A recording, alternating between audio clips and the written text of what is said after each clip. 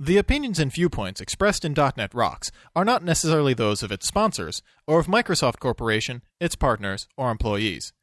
.NET Rocks is a production of Franklin's Net, which is solely responsible for its content. Franklin's Net, training developers to work smarter.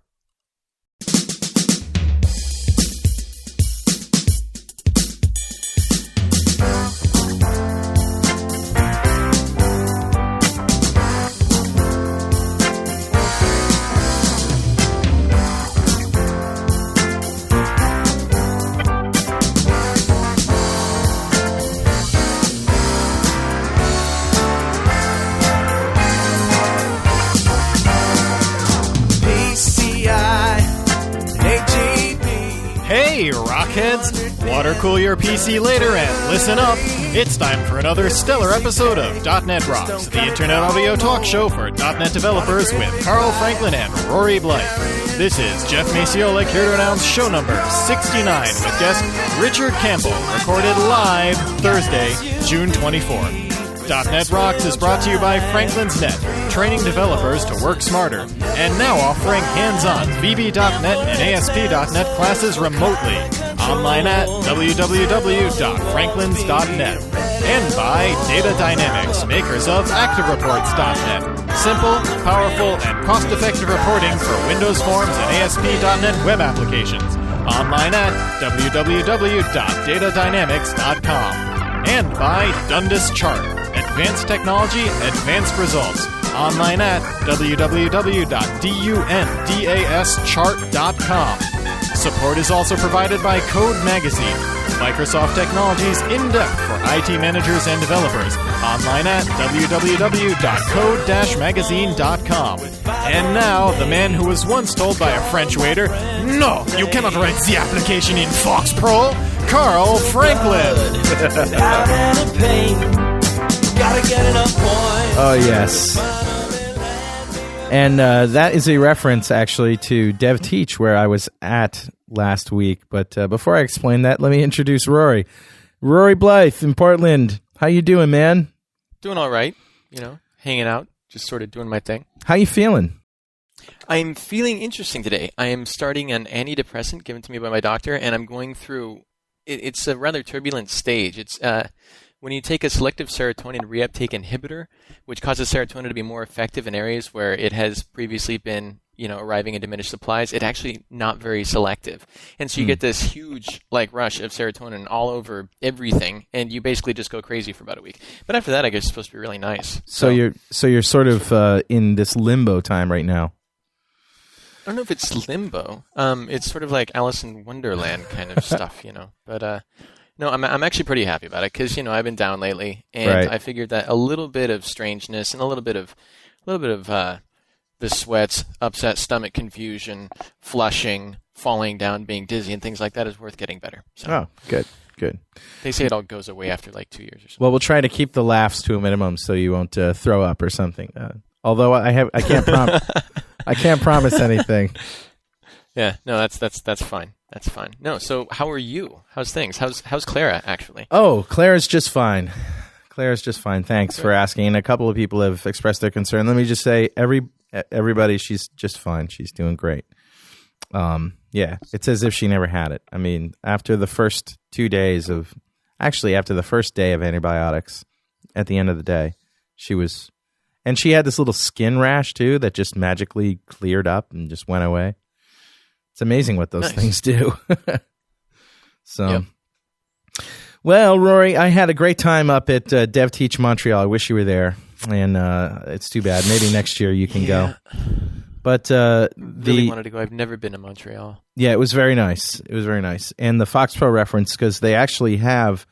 It started out as a Fox Pro community, so there's a lot of Fox people up there that are trying to learn VBNet and C# and ASP.NET. Montreal did? Yeah, and in general, the people around this Dev Teach conference and the people who know, the core group of people who put it on. So there's a big Fox Pro community there, and I would typically have people in my classes. A third of them would be Fox programmers learning VBNet, and some of them would be C# programmers, some would be Java programmers, and others. So it had just a great big mix of people. And Nice. it was a lot of fun. And I got to give a shout out to Jim Duffy, who gave me this. It's a doll. It's a toy. It's an action figure. That's what it is. And it's called Geek Man. And Geek Man has a website, www.happyworker.com/geekman. This is an action figure. It says he's a hunk of nerdly love. Propeller head, computer freak. He's the super alpha uber geek man. He comes with a pocket protector and glasses and all sorts of fun stuff. So, the box is the funniest part about it. You got to read the box because it shows, his powers, his superpowers, aversion to human contact and, repelling the opposite sex, and those are his skills. That's awesome.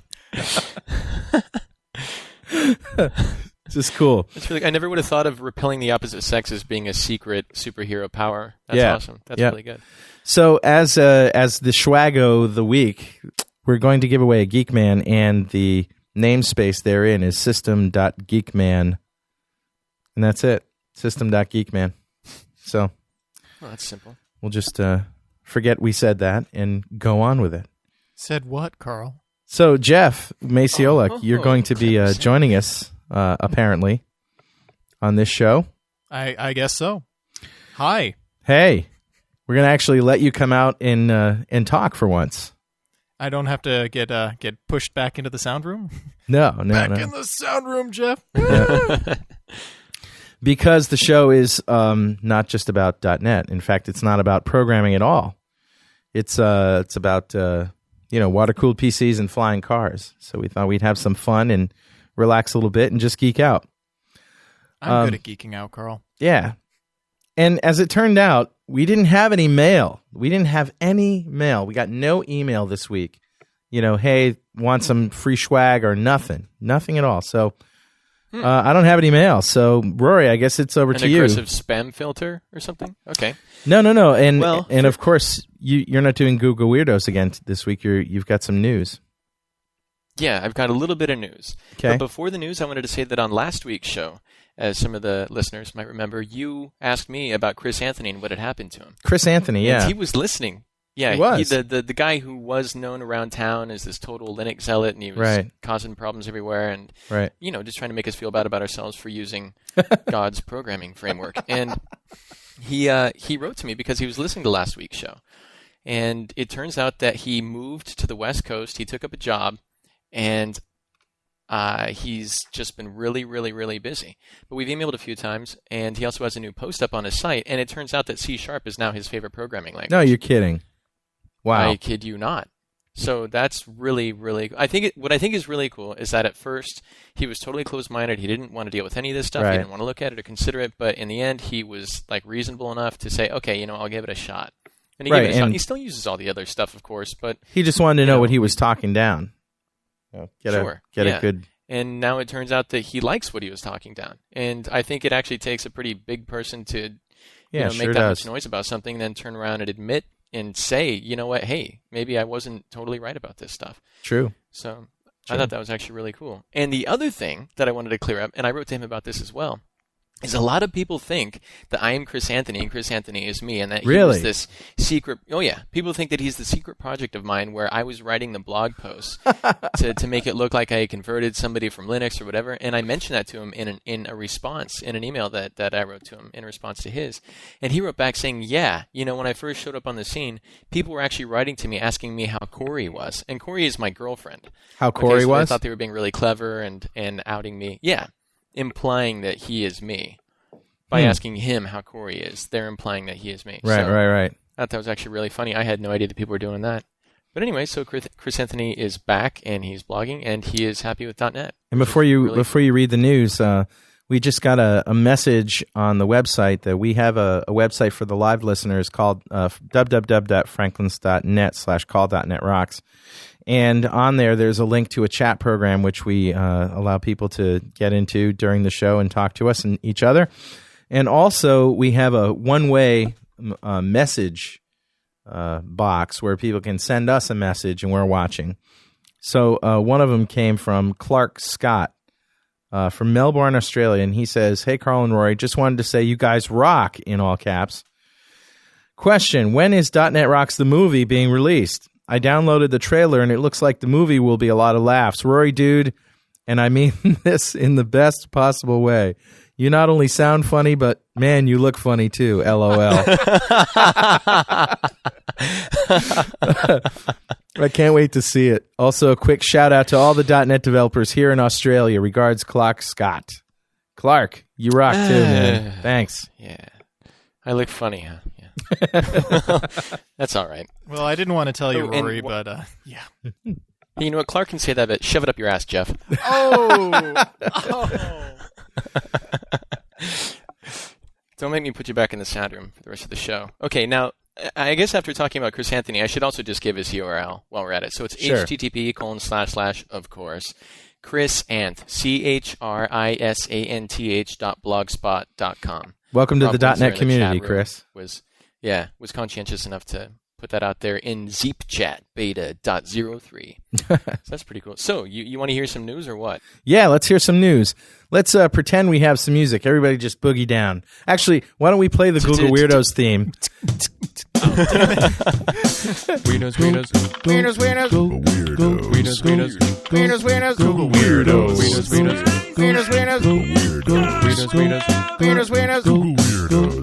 Google Weirdos will not be seen tonight. Instead, we bring you this. What is this? We bring you this substitute, the news of the weird. The news of the week with Rory Blythe. Artificial sweetener. It's like the pink stuff, the pink sugar. So Sugar. what we're doing instead this week of Google Weirdos, like we did last week, is doing a little bit of news. And I don't have a whole lot because I'm kind of picky about what I think is interesting.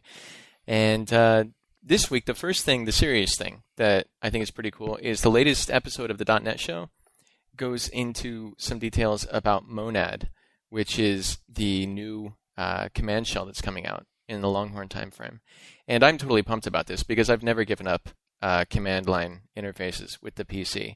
I mean, I was born with them, and I will die with them if it means I've got to get somebody to plug in an 8086 running at 4.77 megahertz next to my hospital bed on the day that I finally expire.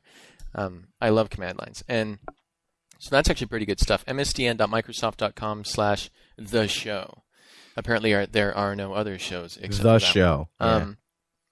And then on Slashdot, there was a review for a book called Advanced PHP Programming. And I only mention that because I think the idea of advanced PHP programming is really funny. So there's that. And then finally, kind of like Hotmail and others follow Gmail storage boost. Now, we already knew that Yahoo was doing it, but it looks like Hotmail is finally doing it too. So they're going to boost up to 250 megs of storage. It's kind of like the Cold War of megs. It's like the Cold War of online mail.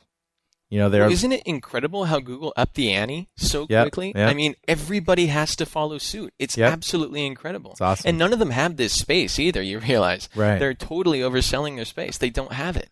Yeah. And they're offering it because they're counting on 90% of the users to just continue using things the way they are now, I would imagine. Right. And probably upgrading infrastructure in the meantime. But I'm blown away smart. by how much Gmail has changed the web-based email world. Do you have an account, Rory?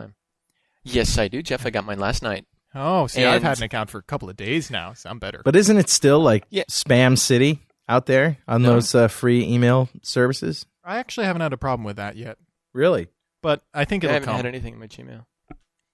It comes on your home service too. Have email address will receive spam, right? No, yeah. It's just one of the lame. However, it seems like easier when it's like an AOL or Hotmail or Yahoo because you know people can somehow find their way to the whole AOL list. Spam their customers. Yeah, and probably. they sell the list and all that.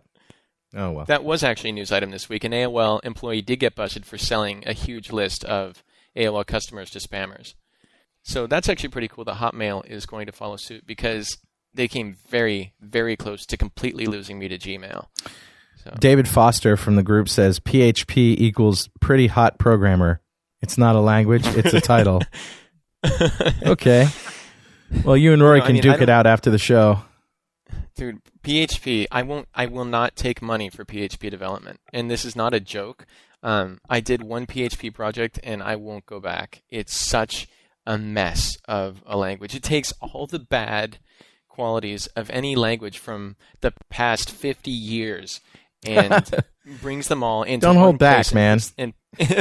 and puts them in a web context, which usually already means creating a complicated and uncomfortable situation for developers. Yeah. So I'm not a fan of PHP. It's free, but so is syphilis, right? I mean, these aren't things that I'm running out to get immediately. So I don't know. Got my feelings about PHP not so hot. So that's the news for the week. You're All right. entitled to your opinion. Cool. And that would be the news weirdos. Jeff.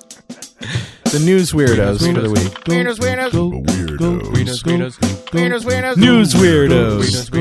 Weirdos, weirdos. Weirdos, weirdos. You know, we just like to play the theme. So there you go. All right, so let's just go ahead and introduce the guest, Rory, shall we?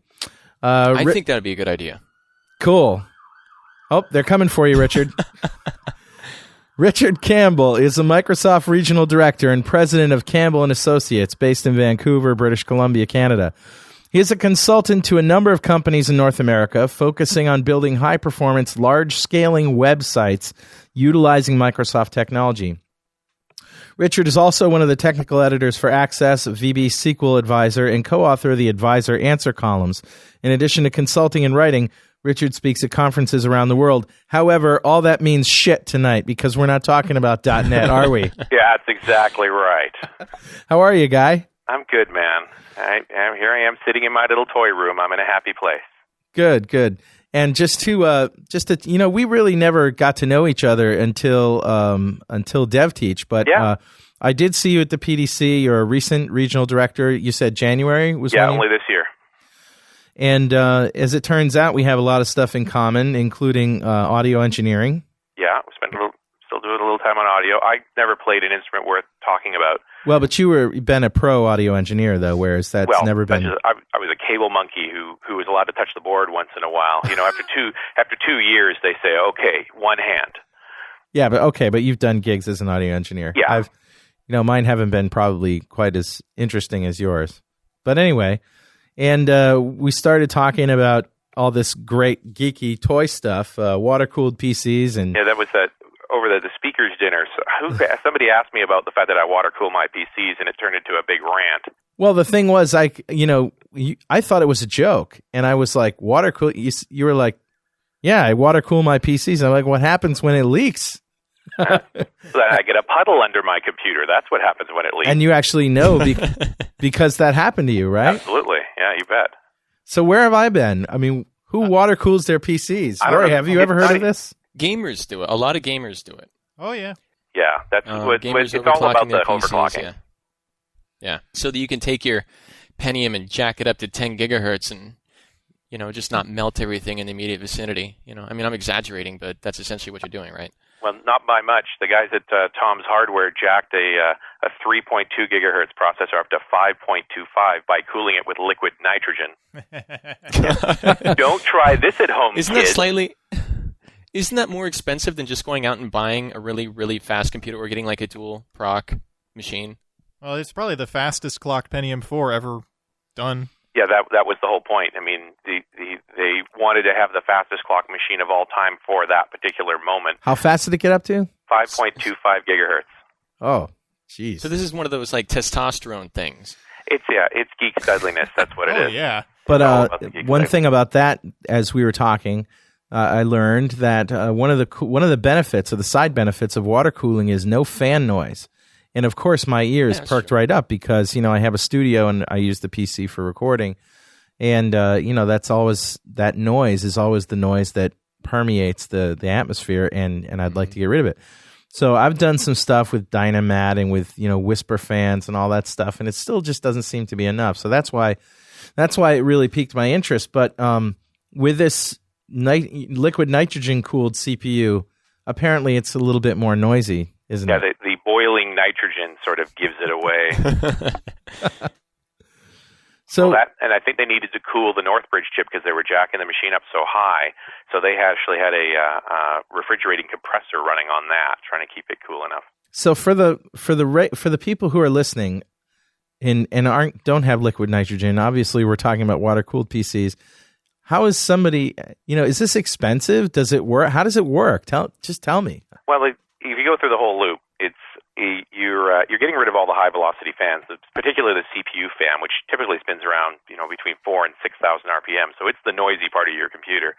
So you're getting rid of that fan. You're getting a little cooling block that has water nipples on it, and you'll cool that. Your Northbridge chip, your video card. If you get any high performance video cards, they all have fans on them, so you get rid of that. And you can even cool your hard drives down as well. So all of those things will be connected together with hoses, and then you have a pump, a reservoir, and some kind of radiator. And there's several different choices now. This technology has been around for a few years, so it's not even, you can buy it off the shelf. In fact, there's a few companies now manufacturing finished water cooling machines, so you don't have to build it yourself if you don't want to. You can buy it already done. But once you get all those parts hooked together, then it's just the personally rewarding experience of pouring water into your computer and burping the lines, and then that's that. How reliable is it, though? I mean, how often is your PC going to wet itself? Because that's what I'd be worried about. I've got one machine, which is a dual processor P3, an old workstation machine that's been water cooled for over a year now. And about 6 months in, I ripped the cover off just to see how it was doing, and there was no single problem with it. It was perfectly content, so I buttoned it back up again. The current generation machines I'm fighting with, which are the ones that are mentioned on the blog and stuff, are 800 megahertz front side bus machines, hyperthread machines, and they're a little crankier. The problem is that one of the side effects of water cooling is you move down the amount of airflow through the case. And I'm having my RAM chips overheat right now, and there's no RAM cooling blocks. So I've got to come up with a solution to cool Now, is this RAM only down. a problem with the 800 megahertz? Yeah, that's all my 533 machines have been just fine. Well, your RAM's running at what, 333 on your 533 machines as opposed to 400, 400, right? yeah, and that's the big difference. Do you have heat spreaders on your chips? No, I don't. And I've just ordered a set of copper ones, trying to take those down. Plus, I'm gonna add another low velocity fan. 1,200 RPM fans, you can't hear them anyway. Well, how big of a radiator are you using on this machine? The radiator on every radiator I've used so far, and I used all Innovatech gear. Mm-hmm. The radiators they're about 120 millimeters. They fit a 120 millimeter fan perfectly. That's actually surprisingly small, and that's effective at that small of a size. With a low velocity fan strap to it. Wow. Something like a Vantech Stealth, you can put that fan on. It's turning about 1,200 RPM, and you can't hear it, and that's enough to keep the temperature steady at 40 degrees Celsius. This reminds me of when I was younger and we used to beef our cars up. It's exactly the it's same. totally like that. Yeah, you know what that's got? It's got a 3/4 inch chromaverse muffler bearing on that sucker right there. You know, I mean, like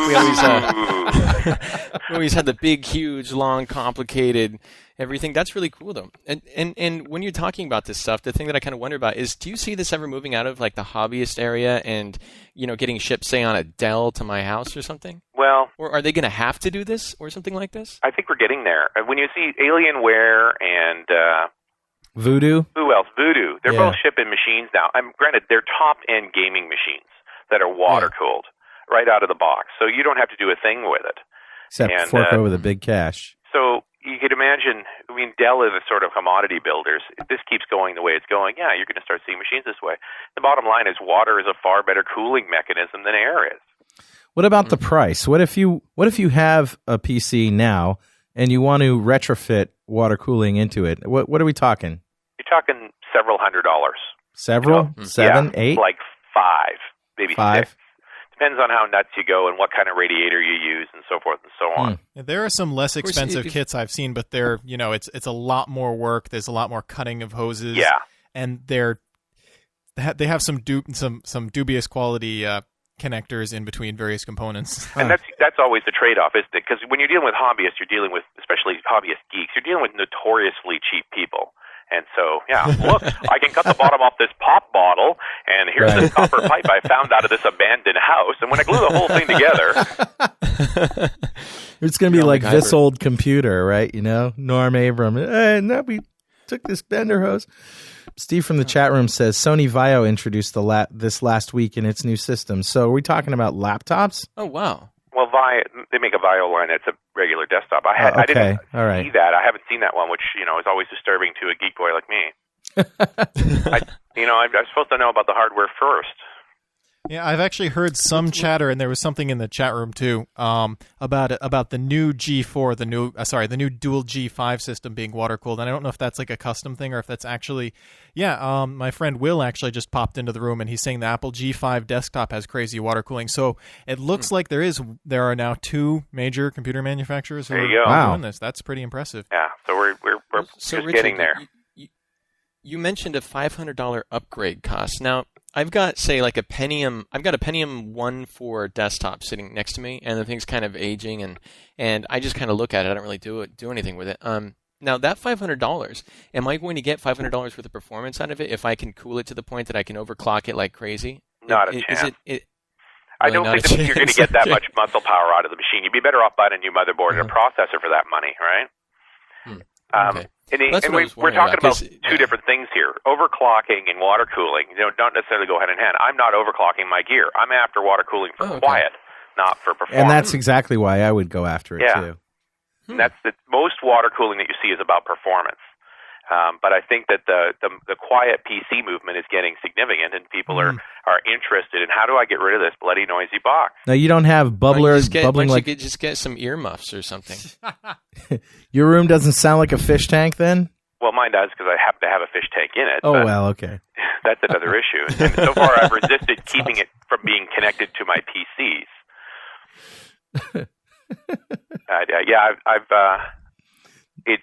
I have a lot of workstations in here. I use 3 myself, and my wife's got a pair as well.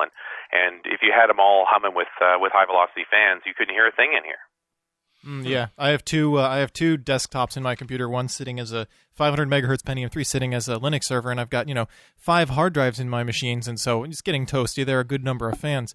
And my room's difficult to sleep in at night. Now, what are you doing for hard drive cooling? Is this something that well, there are blocks that'll strap onto a 3.5-inch hard drive to fill a 5.25 bay, and that works rather nicely. But you bring up another interesting issue, which is heat.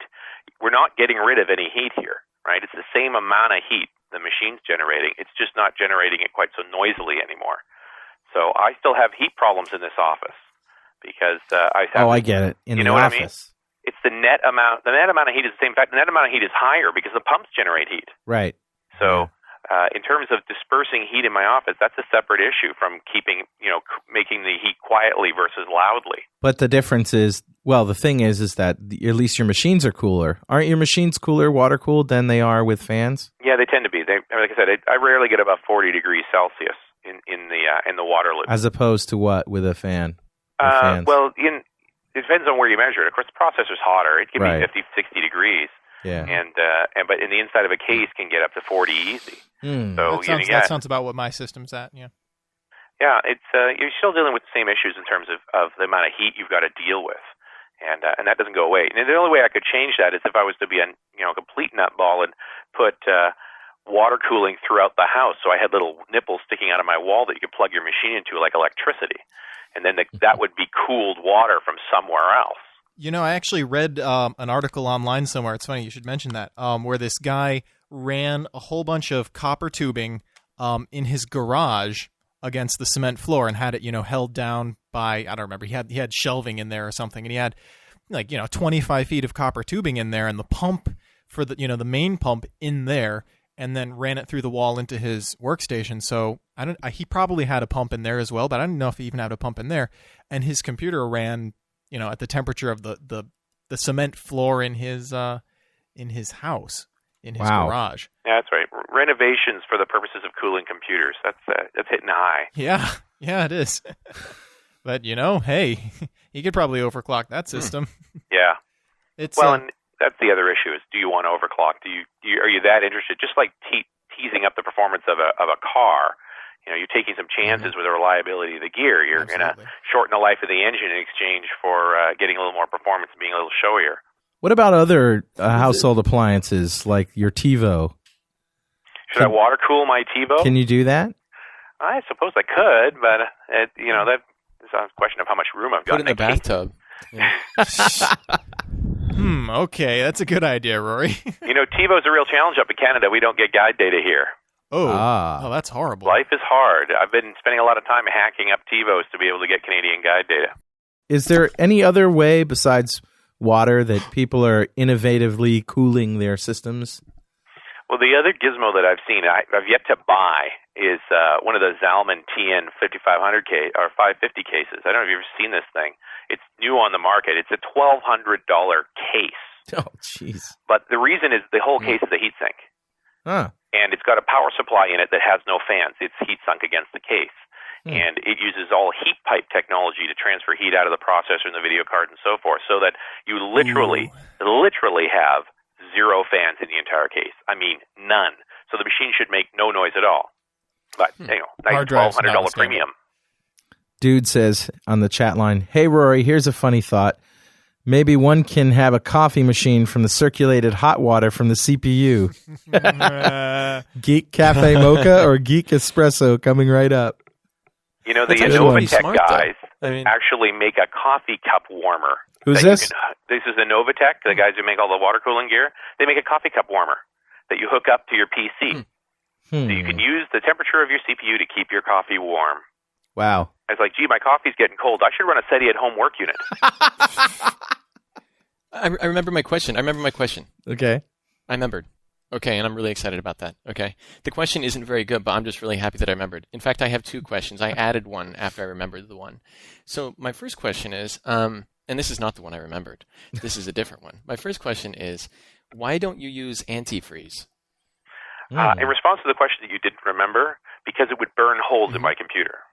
Well, that's a good reason. Now, the second question is, you mentioned that it would really shorten the life of the PC if we were overclocking it. Now, a lot of people tend to just buy PCs and then throw them away after a few weeks as though they were totally disposable, and I'm thinking that if that really is the case, then how short a lifespan should I expect from an overclocked PC? And of course, I know it depends on the level of overclocking, but... And really, overclocking doesn't shorten the lifespan of the machine. What it really does is shorten the reliability.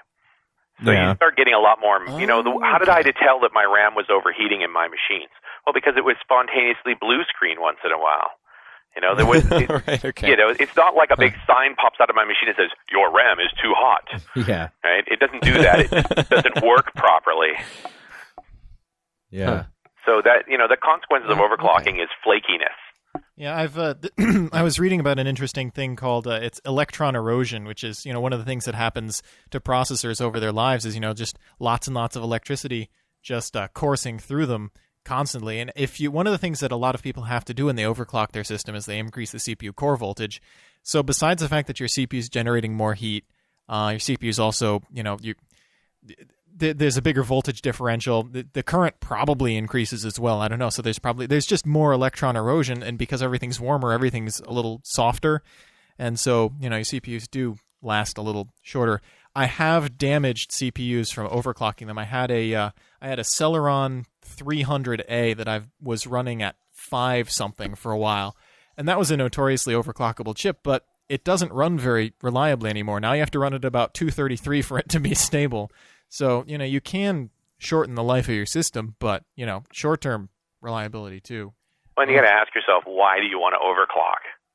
Well, back then when you could get a Celeron 300 for, $75 and run it at 450 and they were stable, that was cool. But these days, I think that the overclocking people are like it seems to me like they're like the car performance people that aren't, racing their cars. They just want a little more power. There is a good reason to overclock. There's one good reason to overclock, and it's that it seems to me that only if you're into games, all right? If you're into games, a lot of game companies typically designed for like next month's hardware.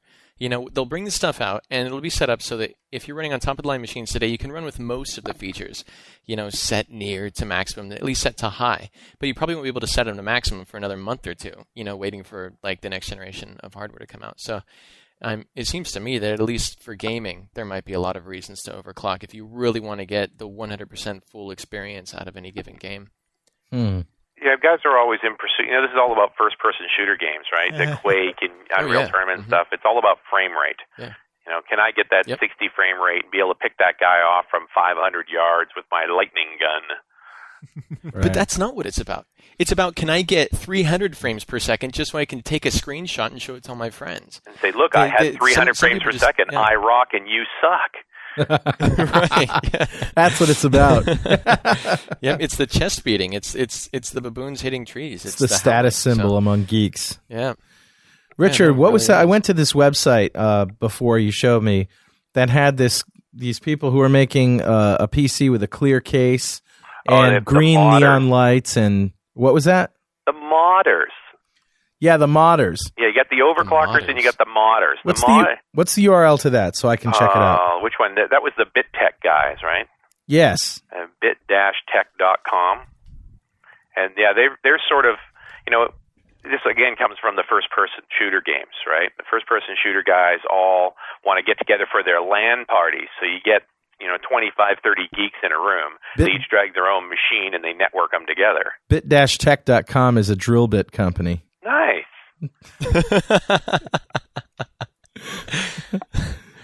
These guys sound like opposing gangs, the modders and the overclockers. Well, I think Sounds like they should be fighting. that's a common thing. Like there are in the car scene, there are the people who put the spoilers on their car, and then there are the people who put the turbochargers on their car, and very often they're not the same people. Say, yeah. Oh, sorry. Yeah, you can say there's the ones who make their cars look and sound fast. And then there's people who actually do make their cars fast, and they look like crap, going down the street with nothing but, primer on the outside. And it's taking everybody bittech.net, out. by the way. Bittech.net, right. Bittech.net. And, yeah, At they least have they this. go to a horse sex page or something. I mean, There's if you go to bittech.net, there's a thing called ORAC3 on the right-hand side. You'll see a little green on the right-hand side of the page. And I'll post a link to the article so that you can see it. I have to say, while you guys were chatting, and I went to Zalman's website to look at this totally no noise computer case for $1,200. It's really spectacular. It's awesome, isn't it? This thing has amazing geek sex appeal. I'm a little bit upset that I've seen this thing because now I really want one, and it's a $1,200 computer case. I mean, that's got to be the most ridiculous thing ever, but it's really amazing. I mean, this is a marvel of engineering, Yeah. Wow. It's really amazing. You should Zalman, ZALMAN.co.uk is a way to get to this site, or quietpc.com. it's $1,200, and there's not even a computer inside There's of it, no is there? computer in it. That's No, right. but Just it's the case of power supply. beautiful. Just a case. Huh. Yeah. Well, I'm looking at this ORAC thing, which is freaking awesome. www.bit-tech.net/article/135, in which this guy put together this PC with a clear plexiglass case and modded even every single rivet. Everything's chrome. Everything's chrome. All the tubes, all the wiring has been tubed. So there's like hose inside where there's wires going. Oh, wow, he's using completely that gooseneck water-cooled cabling stuff. Yeah. That's wild. Yeah. He's put green food coloring in the water, right? So, He actually put antifreeze in the lines, so that's why it's green. okay. I'm terrified so he for did him. use antifreeze. Yeah, he shouldn't All right. have, but he did. But he must have used some hoses that will take it, though. Well, hopefully. I'm more concerned Well, it about looks his copper really block. cool. Oh, my God. Ooh, Isn't that yeah. amazing? A friend I of mine want said, one. it looks Wow. like the Borg encountered Matrix Sentinel, Yeah. and somebody stuffed it in a plexiglass case. It is actually is this is kind a of what it very looks like. spectacular case. I've I seen a want lot one. of case Well, mods, but this is pretty good. You understand this guy's skills are not computer-related, right? He's Right. a metalsmith and a plexiglass smith and an artist. Yeah. He's a absolutely. remarkably talented guy, but it's a long way removed from mere mortal geeks. Serious. Patient, too. He's got to be pretty patient. Oh, with it's this insane. kind of Oh, yeah. crap. I'd go crazy. He said, attention to detail was his mantra. Yeah, and he chromed everything. He chromed the power supply case. He chromed the pump case. He chromed the hard drive trays. Everything There's is chromed. medication that can help people like this, I mean, Aw. It's more like this he's is awesome. taken his obsessive-compulsive disorder and harnessed it for the powers of good. that's exactly what I was thinking. Zoloft would actually work him wonders, but that's okay. But I was thinking maybe you should No, go on it a is major impressive, though. tranquilizer, but I was that's what thinking of it. happened so I was thinking of inviting him to dinner with his bring your PC, man. He's an Australian, too. I'll fly him over. Yeah. that'd be great, Carl. You invite him to dinner. Don't even talk to him. Just talk to the PC. Yeah, I'll just That's talk what to you're the really PC. after anyway. Right. So, Richard, you're obviously like a bit of a hardware geek. Could you explain something to me that I've been wondering about all week and I've been too lazy to research myself? I want to know what this extreme something or other version of the P4 is. Are you familiar with this? Yeah, I know what you're talking about. It's the grossly overpriced version of the P4, that one? It's the one where, if you buy the next one down, it's like $700 less. Yeah. It's they doubled the cache size and they made it a synchronous cache. So you're paying for a whole mess of L1 RAM in the processor. So it's kind of like buying a Xeon. Basically, yeah, it's the equivalent of a Xeon in the P4 chip. Oh. Now, there's also a Xenon P4 chip, right? But it's different again. Yeah. But it's Well, just not the cache Hyperthreading, in it is monstrous. Does it make much of a difference? Yeah, maybe 10%. Yeah, the Xeons are hyperthreading, Rory. Yeah, They were hyperthreading before the desktop chips. Yeah. Well, I just made something up right there, okay? I admit it. I lied. Actually, can I bring up a brief topic here? Is that sure? All right. I'd like it if you did. Okay. I'm curious if any of you guys have heard of or researched or had any mini ITX systems. Yeah, I've built a couple for other people. Really? Yeah. This is a small form factor motherboard. Then there's VIA makes most of them, but there are some other mini ITX things. And the cool thing about some of these things, I was actually just checking out recently www.mini-itx.com, which is just a cool mini ITX blog, I guess. And recently Slashdot, of course, slashdot.org, had a post about a mini ITX system that just came out that's low profile. And the cool thing is it's a 1 gigahertz system. It uses a VIA Eden chip, which isn't a very fast CPU. It's probably about as fast as like an 800 megahertz Pentium 3. But it's good enough for a workstation, and it has no fans. It doesn't have a CPU fan because it's a low voltage and low wattage chip. And it's cool because it's small form factor and it's very quiet. And, for a lot of things like our audio workstations and, our development machines and whatnot, we need this power. We couldn't run .NET Rocks off of 1 gigahertz EPS systems, but in a recording studio you could record some tracks on a 1 gigahertz machine, and this is a fanless system. So all you have to deal with there, besides having, you probably need to have some case cooling just to keep the air moving. Here we go, Mobo for vertically challenged devices, and the URL is really long, so I can't really. Well, we'll just put a link to it. Yeah, we'll put a link to it. And it looks like it's only a couple of inches tall, but they make a model with no CPU fan.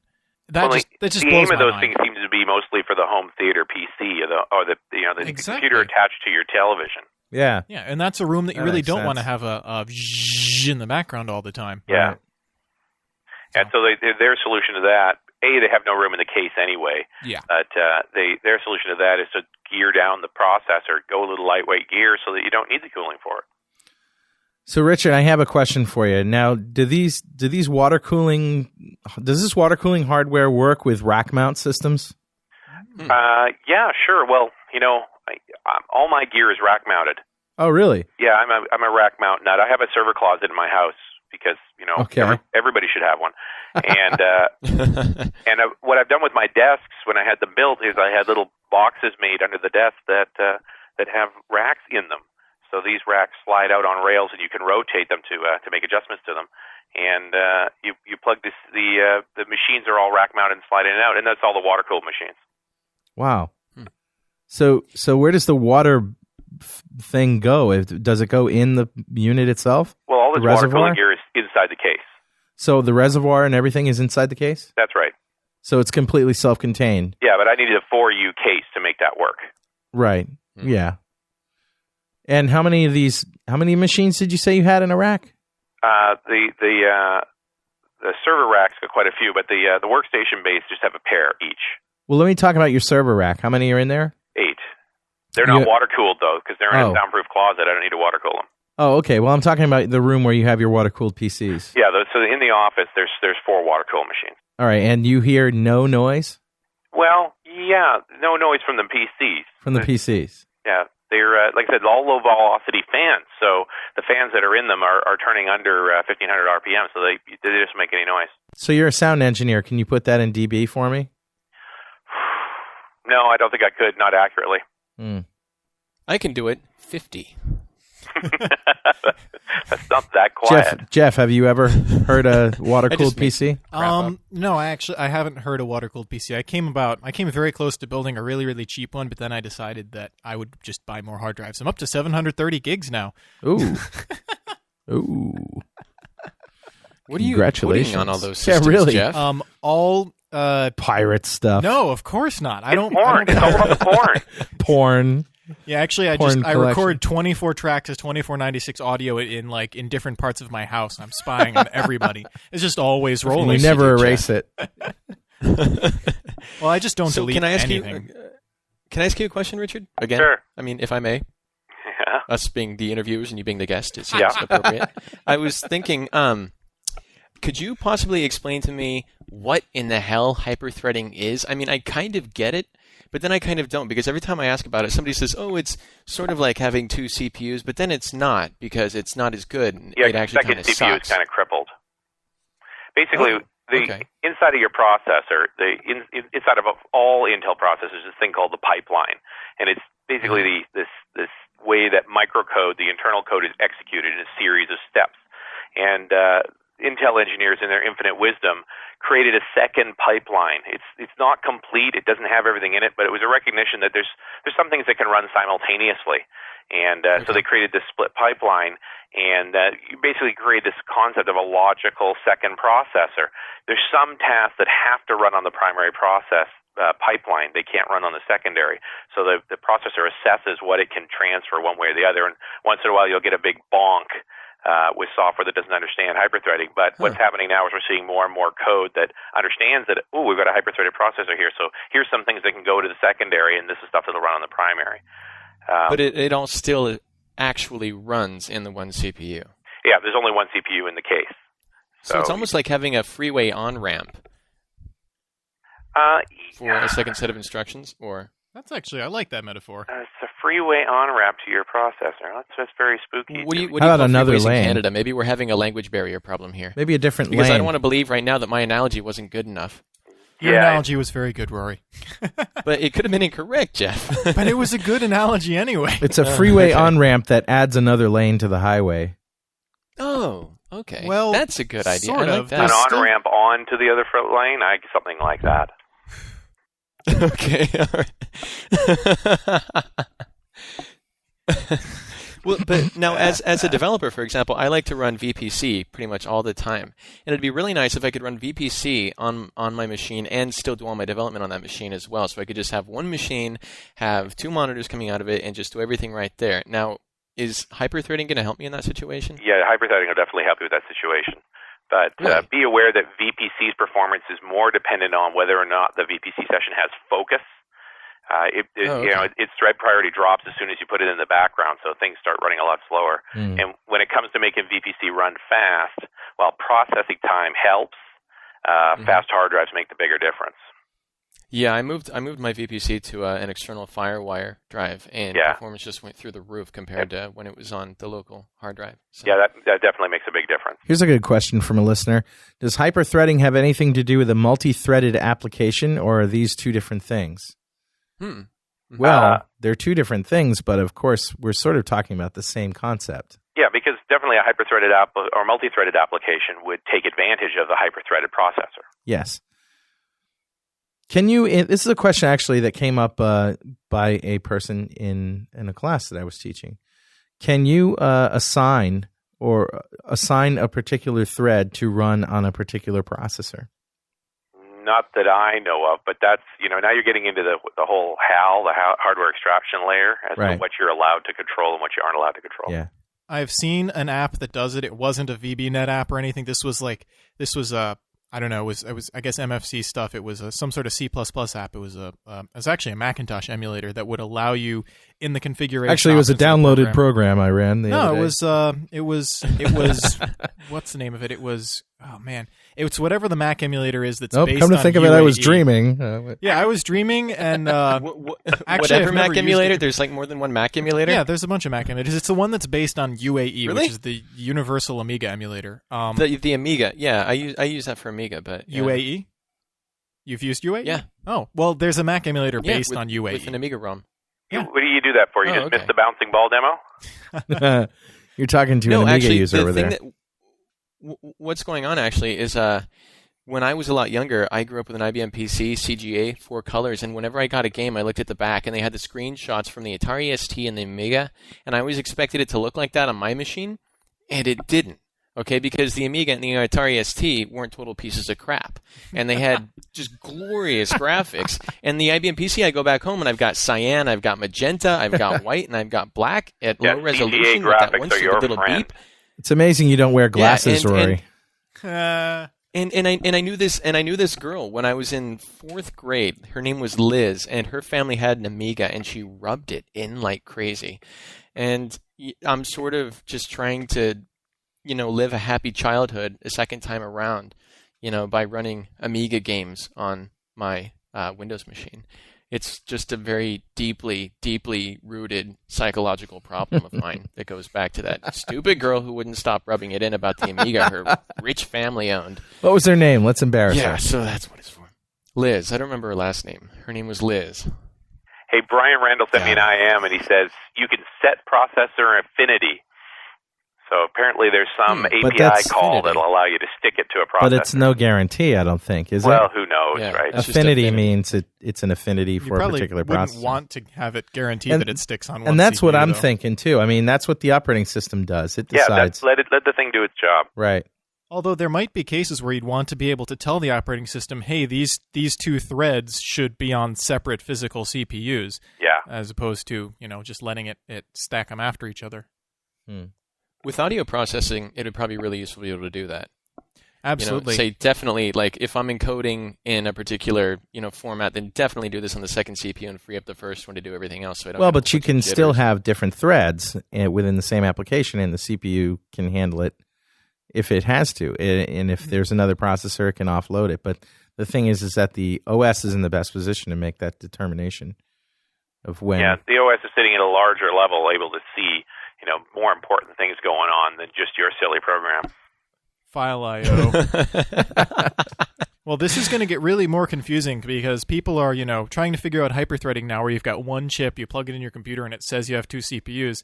I read an article that Intel's actually designing a new chip based on their Pentium M, which is like the Centrino thing, that's actually going to have 2 cores on the die. Yeah. Which will be one chip that you plug into your computer that's actually 2 CPUs. Yeah, it's completely 2 physical CPUs cast on the same die. That's going to be wonderful. Well, that Pentium M chip blows my mind in terms of performance. For the 2 gigahertz version, in a lot of ways, is almost as fast as the 3.4 gigahertz.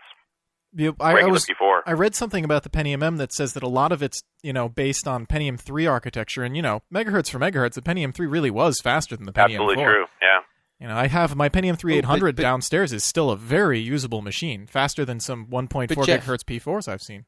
Yeah. Yeah? Jeff, you remember that sunny day in New London when you and I were walking up the Captain's Walk, whatever it is, the main street there, and we were talking about all this stuff, and we were talking about the Pentium M and whether or not it had a lot of the P4 stuff. It has some of it, doesn't it? It does have, it does. It has SSC too, and it has all the other mumbo jumbo crap.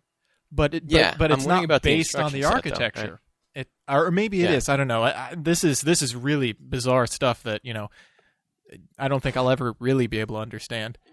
Yeah, but what I will say is that my 1.3 Centrino runs circles around my 1.4 P4. Oh, I bet. There's absolutely no question at all. Yeah. Well, guys, that's one of the reasons I don't even use my P4 anymore. It's that time. It's the midway point during the show, and we got to listen to some music and pay some bills and talk about some things, and we'll be back on the other side of the hour. So stick around. Don't go anywhere.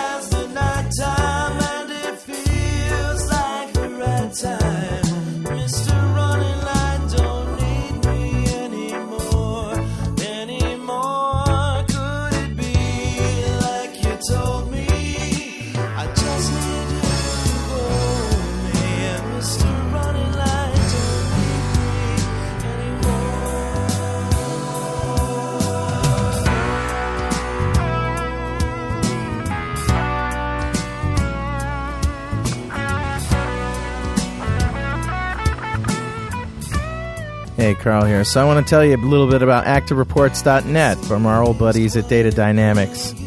ActiveReports.net is not a server-based, big, honkin', enterprise-wide reporting server solution like SQL Server Reporting Services is, nor does it require a hugely, grossly misapportioned license fee like some other reporting servers do. We're talking about the reports that you're probably most familiar with, where you add a report to your project, you design it, you build it, you run it, and it spits out a PDF or HTML or whatever you like. And it stays with your application. It doesn't require a server somewhere. It's really cool stuff.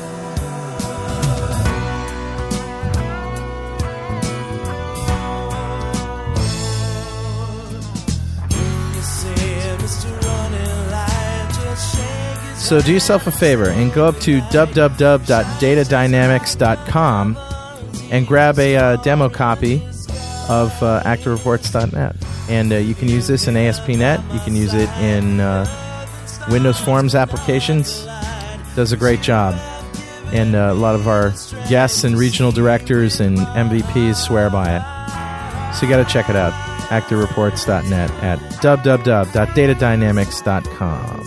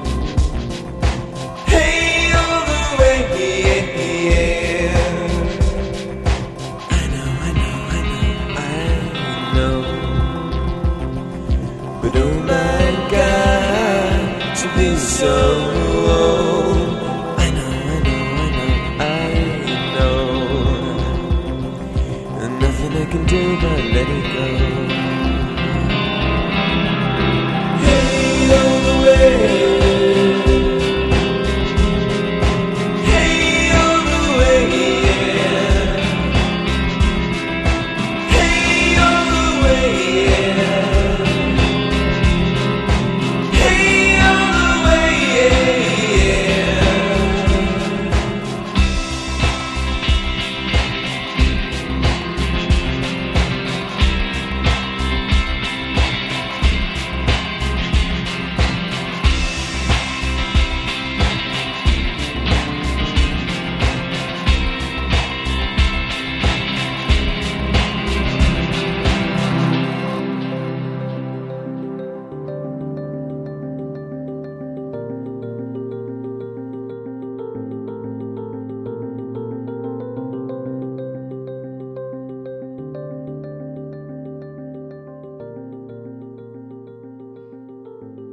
Sweet. Rory Blythe, ladies and gentlemen. Yeah. Great work, Rory. Thank you. It's good stuff. Yeah, he's good. I'd like to get a second song someday, but Well, get It's off all your right. tail and record it. yeah, I know. I got to do the recording stuff. That's the hardest part, though. Writing a song is easy. Recording it, I don't think people realize what goes into that. For 3 minutes, you spend like days. Yeah, it's So, true. Yeah. At least I do. That song That's before. what broke me of being a sound guy was a 45-hour recording session for a 5-minute track. Oh, Oh no! Yeah, after I'd moved man. the flat form depth mics for like the 60th time, I'm like, all right, I'm out of here. The song before that was Mr. Running Light, which was off of Strange Communication by my brother Jay and I. So a couple of good songs there. We're going to be doing some more of that later on too. Rory, you should take a week off and come back to New London just to record. Just record a tune. I haven't had a week on actually, so eventually I might do that.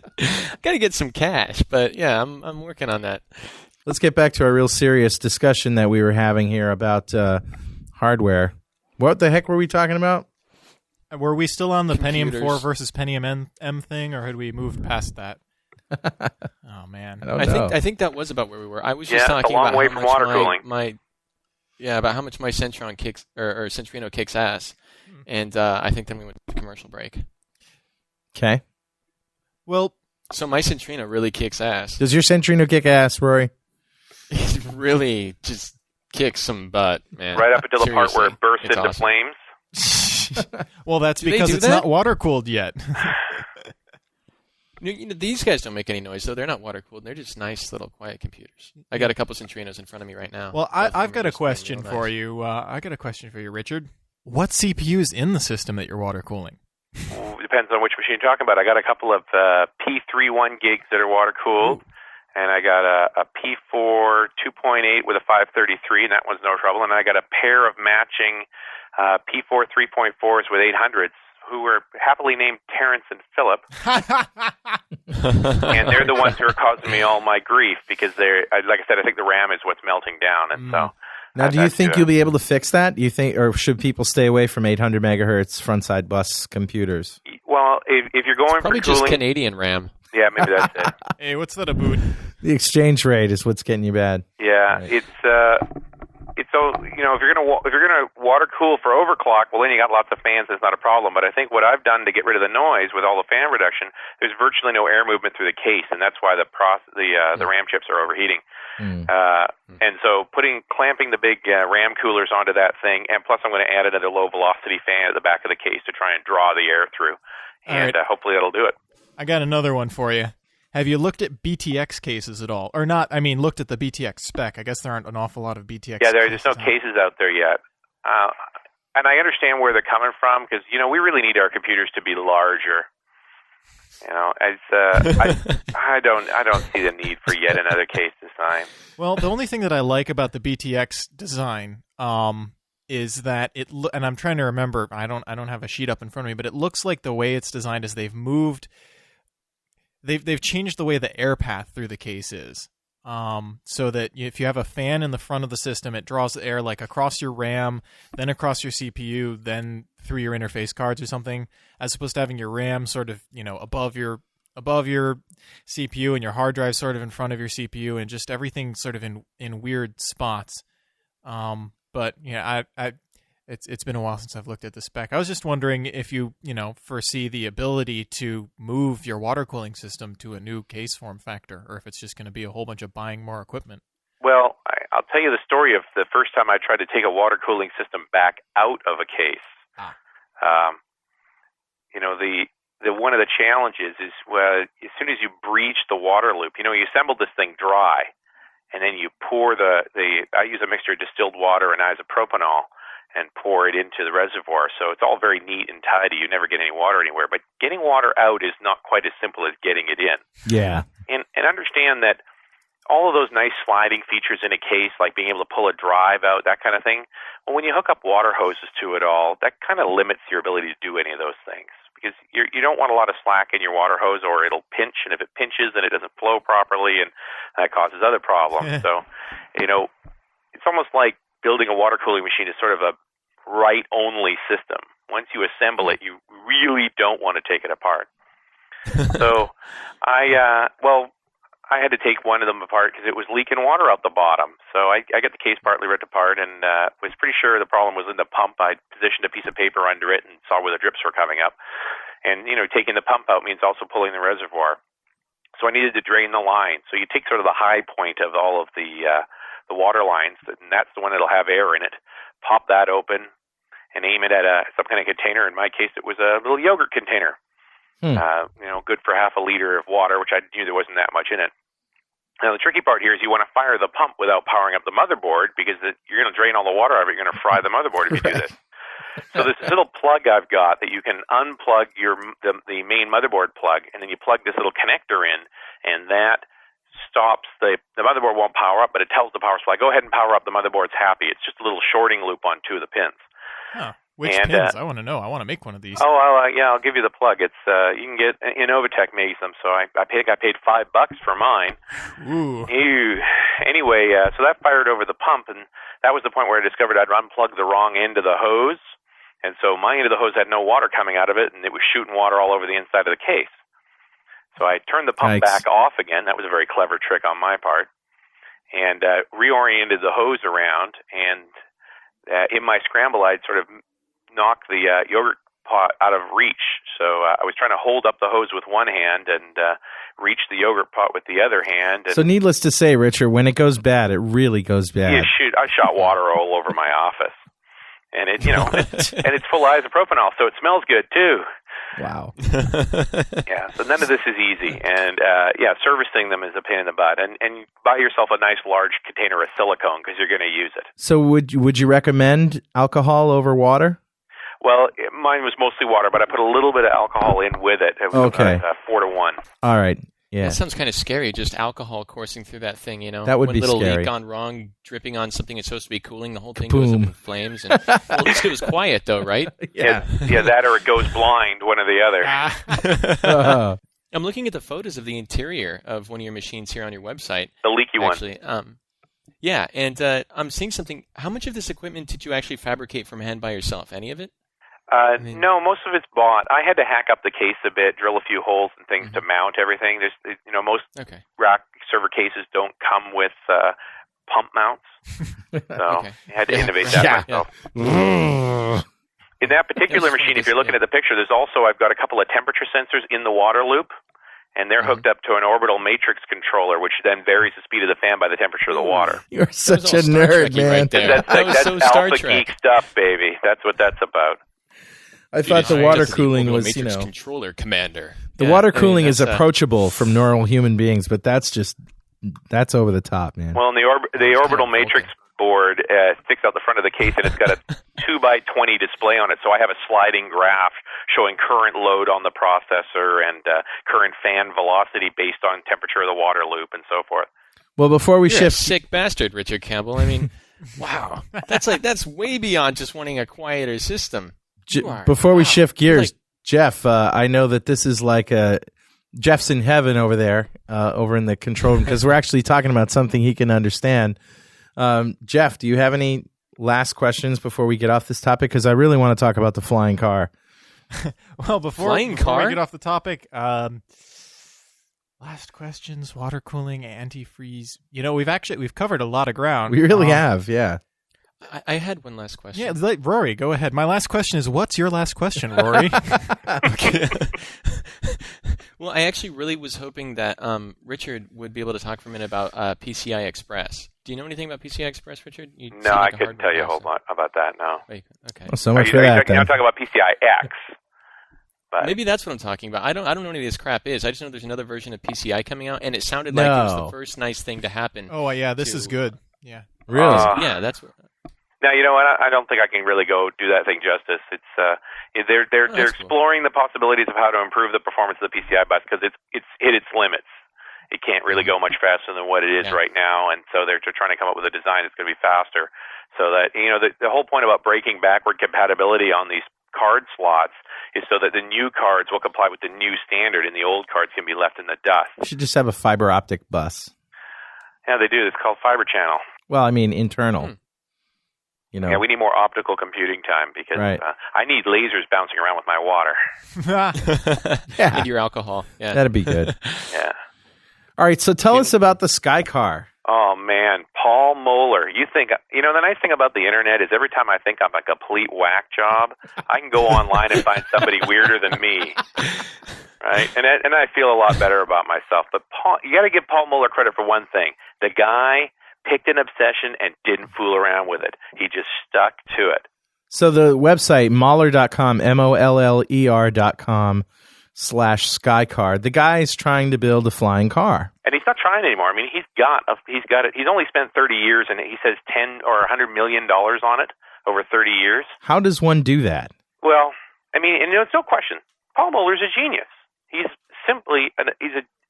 fixated on the idea of building a flying car going back into the 60s, and he actually built a few for the Army in the 70s. Have you ever seen that little flying saucer with the 9 engines in it?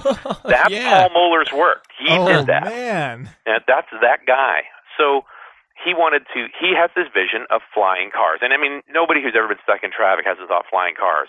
Or if not flying cars, at least rocket launchers and one or the other. So the joke about him is he's always broke because he puts all his money into the car. And he's made fortunes several times over the course of this. So he moves down to California. He's actually a Canadian, or was a Canadian anyway. He moves down to California, and he realizes, I can't afford to do this on my own. I need a big space to work in because I'm building a flying car, and that takes room. So he buys a big chunk of land out in the middle of nowhere in California, and he sort of comes up with the first idea of a business park that he puts a bunch of warehouses on it, rents a whole bunch of them out, keeps a couple for himself to do the construction, and he makes some serious cash building business parks. Takes all that money, puts it into the car. Right? Now he's broke again. So then he's saying, well, the big problem I got now is I don't want to use turbine engines for my flying car. I'm going to use regular gasoline-powered motors, and they're really noisy, so I got to quiet them down. So he invents a muffler. It's called the Super Trap muffler. And the big thing with the Super Trap muffler is it doesn't hurt performance when it runs. So he licenses this thing out to all these motorcycle race guys and so forth, makes millions on this muffler, puts all the money in the car. He's broke again. So, that's not incredible. done yet. Comes up, he realizes the motors that he's using are too big for their power and their weight. So he basically invents a new variation on the rotary engine, this little miniature motor. He creates another company called Freedom Motors, and he's licensing this motor out to guys who make Sea-Doos and Ski-Doos and all these things. A little nice miniature, real high-performance motor. Makes millions on the motor. Spends it all in the car. So 30 years later. Did he get investors? Oh, he's gotten investors and burned up all that money. I mean, he's never been able. He hasn't got a product. Right. You need a product if you really want investment. And everybody's like, yeah, dude, love the flying car idea. Call us when it works. So, fast forward to 2004, the guy built a flying car. It's called the M400. What year did it actually get built in? He's been building this particular variation for the past couple of years. But the big thing that's happened now is that he's got one together. It actually flies. You can watch a video of it taking off and hovering on a tether. And we're talking, this is a car. It's car-sized. It's a 4-seater, no trunk. But, hey, if you're going to go get groceries, get a Civic. and really, this is for traveling from city to city without... Well, I even see people commuting with it, right? I mean, that's his vision, is that you'll be able to commute with this thing. But first step was actually building the car. Then we can deal with the hard stuff like having 50,000 of them flying around a city. Right. So he's in FAA testing. People behind the wheel. What's that? With extraordinarily stupid people behind the wheel, too. Oh, yes, commuters. Party on. So wow, there's actually a video of him flying around above the trees and like a little UFO. I'm just astounded the guy didn't kill himself in all these years. Building these goofy machines that are trying to fly. You know what I'm astounded by? I just went to his website and it says the thing gets 20 miles to the gallon. That's better than most SUVs. Yeah. Well, he's got these little, the car's well built. It's got 4 pods that it flies on that rotate. Each one's got 2 engines in it. So any engine can quit. The car will keep flying. And then it's got this little rocket-launched parachute thing. So if you really get into trouble, just pull a big handle and you'll float to Earth. But right now, I mean, he's an FAA certification. So he says in the next 2 years, he's going to be certified. So you can put your order in right now. And if you want one of the first 100 units, it's a mere $1 million. Wow. And, he's planning on building 500 of them. And a lot of people are saying, well, that's as many as he'll ever build. But you need a helicopter's pilot's license to fly the thing. But they probably told him it would never fly, and now it's flying. So. Well, yeah, they've been telling him this is impossible for a long, long time. And, the guy's spent everything he's got on it. I think he's burned through a couple of marriages along the way. I'm sure, yeah. It does look a little dangerous. He's a little on the upset side. Well, I'm looking at this thing, and it looks a wee bit on the unsafe. Well, yeah, no shit. Yeah. Hey, I'm sitting in a plexiglass can. A wee bit on the unsafe side. It's a freaking... It's an airplane with no wings, man. It's like... That's exactly what I was thinking. It's like an airplane if you took the wings off and everything else that makes an airplane look safe. And if you get rid of the pilot who knows what he's or she is doing. So. And it'll do 300 miles an hour, which is, a real plus at about a couple hundred feet off the ground. A couple hundred feet off the ground. Well, it'll fly. He says it'll fly to over 30,000 feet, but it doesn't pressurize. So after 12,000, you're not going to care how high you are anymore. Hey, look at me. I'm doing my Payne Stewart imitation. Right. Your what imitation? My Payne Stewart imitation. Oh, man. If it's not heated, if it's not pressurized, I guess it has to be heated. But I was just thinking, at 30,000 feet, you would basically freeze if the thing depressurized. You're not going to fly it that high. It's a helicopter, and you don't fly helicopters that high either. You're gonna fly it at a few thousand feet. But right now, if you want to fly a helicopter, you have to fly from a certified heliport, and you have to file a flight plan and da-da-da-da-da. So for the regular schmo who's got 500 grand burning a hole in his pocket, this is probably not a useful vehicle for you. But, part of his plan, he's still got a plan. Remember, he's not done. Building the car was the easy part. It only took 30 years. How many more years does he have left? How old is the guy? Well, he's in his late 60s now. So he's been at it for a long time. Is there anyone as crazy as him to take over the company when he's gone, or as smart as he is? Nobody's as crazy as he is. But the thing is, he's got a flying car now, so, he's sort of over his threshold. He can afford to die. Somebody's going to exploit this thing. But, part of his grand vision is this will be a completely automated vehicle. So you'll sit down, you'll type in an address, and it'll taxi out to the takeoff point, take off, report in where it's supposed to go, and fly with a whole bunch of its buddies over to the location and land again. Which, as if flying didn't frighten you enough. Intervention at all. Yeah. Well, who do you trust more, a machine flying for you or the average commuter? Yeah, well. It depends. Is the machine running Windows 95? I mean, these things can go a little downhill, Depends on who wrote the software, what's going on. But now, I see your point. I feel safe about an Airbus being... Talk about what NASA... You said NASA is doing something about that's compatible with this vision. Well, NASA's got this thing called the Air Taxi Program. And in the Air Taxi Program, they're trying to get the idea that you'll take airliners to major destinations. You'll take an airliner to Chicago, but if you want to go to Rosemont, Illinois, you'll walk out into a little taxi stand-like thing where there'll be these vertical takeoff vehicles, a seat 4 or seat 6, and will take you to your individual destination for a fee, fully automated. And it's not just the vehicles automated, but the air traffic control process is automated and so forth. And so, that M400 ties it beautifully into that concept because it's on virtually, and I say virtually because I haven't actually seen one, and the FAA isn't finished yet, virtually a working machine for it. So this idea that we need automated air traffic control and that we need the ability for people to have personal flight vehicles that can work within it is it's thought about by people in a broader sense than just Moeller. Yeah. But, that would be pretty awesome. NASA gets involved, because NASA will just do it for $16 billion and probably not be able to provide anything, but it would still be a cool deal. I'd love to see that happen. It's an incredible vision to think about getting up in the morning, driving down the road, getting up on the highway and just going airborne and then going directly to your city of destination, get back down on the highway, get down on it and exit and go to your... that's pretty awesome. If you can, that's why the guy's had so much interest. Yeah, well, he's been in popular science a dozen times, and lots of people talking about it. But in the end, it's about building the machine successfully. What a horribly complex engineering issue that is. Another thing I wanted to say is that even though this is .NET Rocks, this stuff does appeal to geeks. You know? Oh, totally. I mean, the person in you who loves to code is also probably really wanting to have a Skycar M200. Who doesn't want to have a Skycar, man? That was great. Yeah. Well, the M200 actually looks really dangerous, more dangerous than the M400. Dangerous-er, I might even say. Dangerous-er, wow, that's impressive. That's a It doesn't danger look like quotient the of rotors, 3. Actually. It doesn't look like the rotors rotate. It looks like they're all fixed. I want to know how this thing works. On which unit? On the M200. Well, the M200 had 9 fixed rotors aimed downward, and you varied the pitch of the blades on each rotor to control direction. But apparently, the only person in the world who could actually do it was Moeller. So the Army, that's the one he built for the Army, and he was the only one who ever flew it. And they said, okay, whatever you do, don't do that again.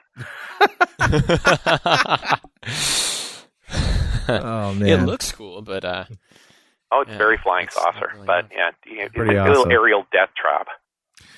well, it's been kind of a cool time for private, aircraft, hasn't it? I mean, we just had the Spaceship One trip, and you've got this stuff going on.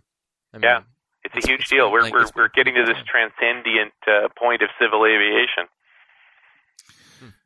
what about voice over IP technology? This is something that telephone companies are scared of.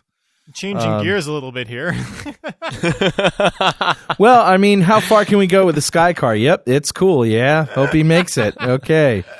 I think the most important thing was the story. I mean, the story of how this guy has done all these side jobs to make money, and then stuffed them into the car. That's the story right there, man. That's the true Makes me nerd. think I should try to build a Skycar so I can become a millionaire. That's all you got to do. But don't reinvest it in the car. Just stop. That's there. exactly. but that's you have exactly what I was thinking. But you have to have the goods, man, Rory. You have to be able to invent. Are you saying I'm not an aviation genius, Carl? Yes, that's what I'm saying. And probably a happier person because of it. Yeah, that's probably true. Well, anyway. But I am an aviator. I am. I just, I don't care if you guys don't believe me. That's cool. Let's move on Okay, to the whatever. next topic. Sure. Asshole. Dickhead. So, voice over IP. Yeah. So what's the state of voice over IP? It's obviously, Rory is using voice over IP right now, as a matter of fact. So It's not just for telephone quality applications, but we're actually pushing MP3 data through the web using a tool called Audio TX Communicator. There, we've set it. And it's about an $850 software program. Now, there are codecs out there that we investigated that they start at $2,000 a piece, and you need at least 2 of them. And the good ones are $5,000 a piece. And they do the same thing that this software does for $850. So most people think of voice over IP as, free phone, or telephone without having to pay more than I'm already paying for my internet connection. And that's what a lot of people are using it for. But we're actually using it for MP3 quality audio in stereo, actually. Yeah, we tried Skype. Rob Windsor says Skype. People are like, Skype? And Skype is, that sort of a little bit better than telephone quality, but it's nowhere near what we're doing here. I mean, this program we're using is absolutely awesome. Yeah, Skype's redeeming feature is its price. Sure. Yeah. But you still have to, the challenge of using Skype is it's all PC-based, so you still need to get a microphone that's decent quality and get some sound with decent quality and get everything configured. But for the most part, Skype works pretty darn well for what it is. But for the average mortal, it's and I hate to say the word Antilly because then I'd be in a Java space. But yeah, for the average mortal, you're not going to make Skype work. Yeah. It's a geek thing, right. And for my litmus test is always, can I put this into the house so my wife doesn't complain? Yeah. And that's where I got into the Vonage product. Wow. Like, I don't know what this is, but get it off of my desk is a fair measure of this technology is not viable. That's right. But you get into, look at like Vonage. They're not the only ones. Up here in Canada, we have Primus. There's Packet 8. There's a few different companies that make these. So what's Vonage's flagship product? What's their killer app? Well, these guys sell voice over IP telephone service. You order it from them, or you can pick it up at a retail outlet, and it's a little Motorola box So the little black box, and it's got a pair of Ethernet jacks on it and a pair of phone jacks on it. And you plug your cable modem or your DSL modem or whatever your high-speed internet connection is, you plug it into this box, and then you plug your machine into the other jack or plug your switch into the other jack. It's a little NAT router as well. And it takes about 10 minutes to set itself up. It talks out to the network. You go onto a web page and sign up with the box, and then you just plug a regular phone into the phone jack and you get a dial tone, plain and simple. That's it. You're done. You have a dial tone. That's fascinating. And for $35 a month, you have unlimited calling to the U.S. and Canada. So, and then the actual long distance rates, like to the UK, is 3 cents a minute. But I mean, you're getting that. The phone companies obviously have woken up and smelled the coffee. The prices for long distance is getting obscenely cheap, isn't it? Right, but you can't really beat free. No, it's not free though. Well, it's $35 a month, but you're paying that much for your phone line anyway. Right, plus the internet charges and plus the computer and all the, well, not the computer, but the internet charges. Yeah. Yeah, but you're going to have that internet connection anyway. Yeah, right? That's true. You don't get an internet connection for the purpose of getting voice over IP. You get an internet connection to get porn. Well, of course. Why else? And then along the way, you can make phone calls too. Ah, right. So you can actually call the people who are making the porn. Yeah. As near as I can tell, they don't accept 1-900 numbers. Not that I know any reason why I might know that, but anyway, the neat thing about it is it's so bloody simple. And then when you get to the geeky side of the equation, I've got a Vonage phone set up here. It's the call forwarding features that I can configure this thing to say, look, call the voice over IP line. If nobody answers after 30 seconds, call this other number. Or set it up so I've got to set up so it rings both. You call my main number, it rings in my office and on my cell phone at exactly the same time. Whichever one I answer first wins. And same thing with the voicemail features. If nobody answers, go to the voicemail, and when the guy records a voicemail, email it to me, so I don't have to pick up my mail. It's in my inbox. Yeah, and also from what I understand with Vonage and a lot of these things, and forgive me if you've said this and I just wasn't listening because that happens once in a while. Is that you can have numbers that are local to different states or parts of the country, and so that people can call those numbers and it'll ring you wherever you are on the internet. You're absolutely correct, and I did not mention that. Actually, I have a customer who has an office in Costa Rica, and most of the staff members are from Vancouver and Toronto. So we put a box down there that has a local Vancouver number and a local Toronto number in it. So the people that are still living back home can call down to them without any long distance charges. That's pretty nice. And that's the tricky bit about this box is it's wherever it's set up is where the phone number is. So you can take it with you, plug it into a broadband connection, and whoop, that's your phone line now. So all you really have to do is get one of these, put it in every city in the country, and you've got your own phone company, basically. Yeah, you got to pay for a lot of internet connections along the way, but yeah. So the other weird gizmos you can get with this thing, that whole protocol is called SIP. A friend of mine who's deeply into this voice over IP space handed me a wireless phone that uses Wi-Fi 802.11b. So you can put your Vonage number into this phone, and anywhere you can find a wireless hotspot, your phone will ring if somebody calls your number. That's cool. That is pretty cool. Pretty little wicked gizmo, huh? So, yeah, find yourself a WAP connection, off you go. So we're talking about Vonage.com if you really want to. You said and if you're in Canada, it's Vonage.ca. Okay. Somebody mentioned in the chat room that it's not that cheap in other parts of the world. Is that true? Not that cheap for... I think he was talking about long distance not being that cheap, Carl. Oh. Yeah. Okay. I do a lot of business offshore. Believe me, in North America, we got it sweet for telecom. Yeah. Like it's a whole different league when you get into areas like the Caribbean, right? Where there's only one phone company. And it's the same company that owns the cable and the cell phone. Yeah. Or even just Europe. When I was in France, I paid 10 cents a minute just to get on a dial-up net connection. You know, there were all these free ISPs out there, and I couldn't figure out why every single ISP was free, and it's because you couldn't afford to pay for the ISP after you paid for your connection. It's expensive. You know, you get on the internet for, you know, say an hour, and it's $6. I mean, it was ridiculous. Yeah, so, CompuServe rate circa 1983. Sure. No kidding. Yeah, I had the 2020 service, 20 hours for $20. Ugh. Yeah. Yeah. Jeez. It's very expensive. Jeez. Yeah. Well, what else is new in the VoIP space? Well, the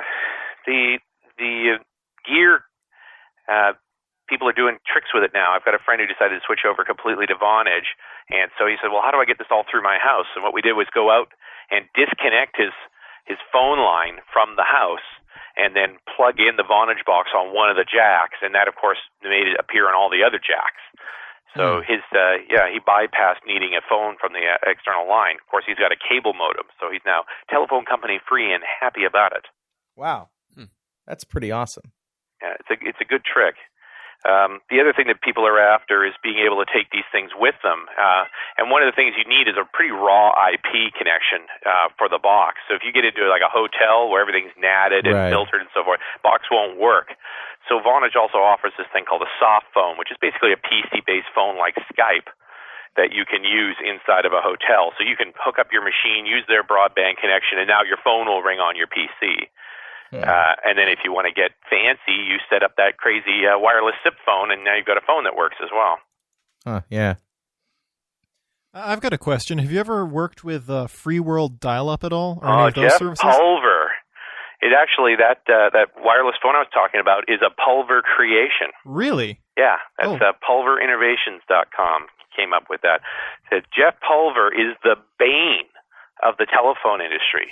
There's actually an FCC regulation called the Pulver regulation. Wow. Are you serious? Because this guy's caused that much trouble that he's now, known. And the telco's been gunning for this guy forever. But yeah, Free World Dial-Up is, the thing that you need is when you got this SIP device talking out to the network, it's got to register it somewhere. It's got to say, Carl's phone number's online at this IP, so that other people can go and look there. And Free World Dial-Up is a free version of that. Like a DNS server. Yeah, in a way, it's like a DNS. It's like a dynamic DNS server for SIP. The downside is that it's a bare bones setup. You got to know what you're doing to get it up and running, and it only works SIP to SIP. You don't have the option to call to regular landlines like you would say with Vonage. The Vonage setup, what you're paying for is that they have put these gateways in so that you can call anywhere for the flat rate. Actually, I had somebody once, and this is weird because we didn't think this was supposed to happen.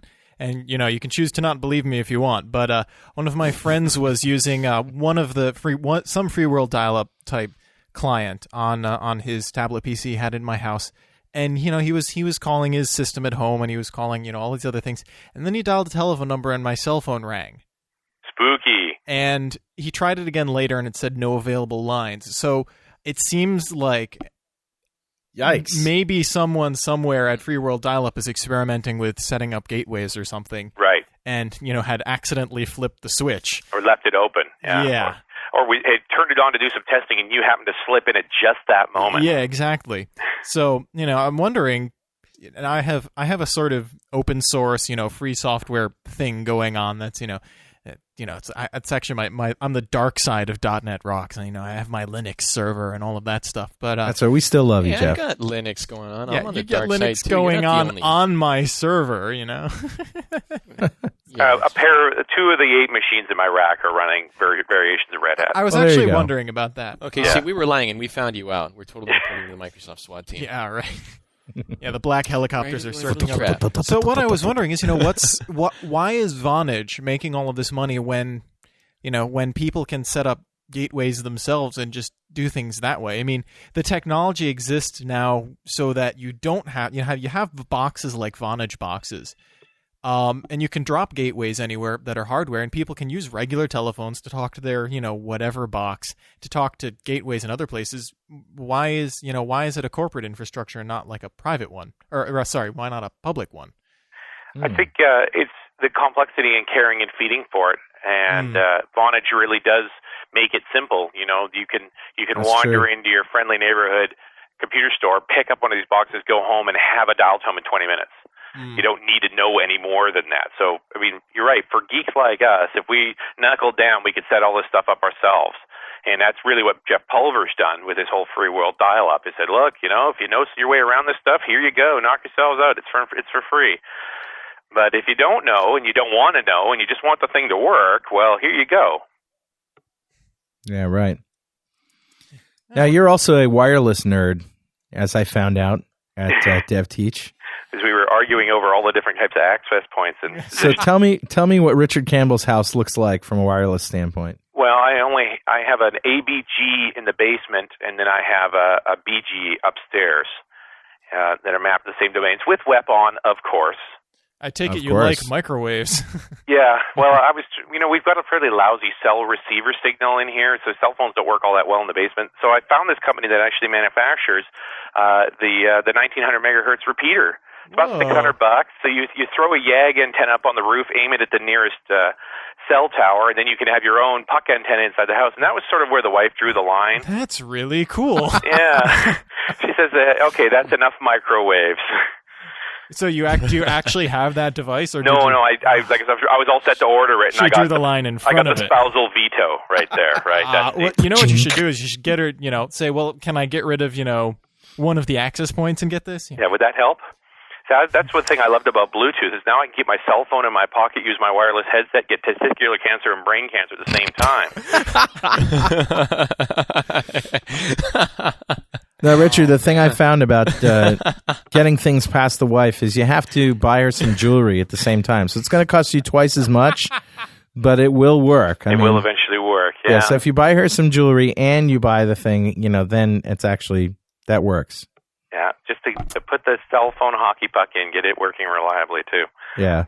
So, yeah, there's solutions there. But for us, when speakers like to hang out at the conferences, we all get together and we geek out. We talk about gear and we show off our laptop bags and we all want to be online at the same time. So and bit by bit, the conference organizers have been good about putting more access points in. But for a long time, I was dragging an access point and NAT router combined, an old D-Link box with me, so that I'd get a decent sized room and have a few guys over, and I'd buy the broadband service from the hotel and then set up the access point. But you want something small, that you can take with you in a bag that looks as little like a bomb as possible, so that they don't search your bag every time.